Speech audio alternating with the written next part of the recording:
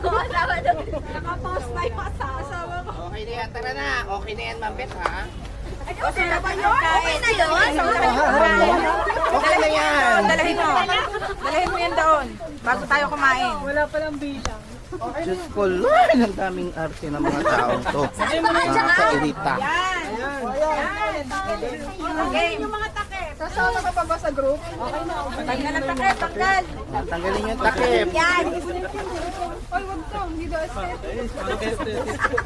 Sige na, parang Tanggalin mo yan. Aesthetic nga eh. Oo. oh, sige na. Ulo, nagkandang ulog na ito. Ayun na. Pa yan, hindi aesthetic. Kasi naman. Yan. Wait lang. Grabe kasi aesthetic eh.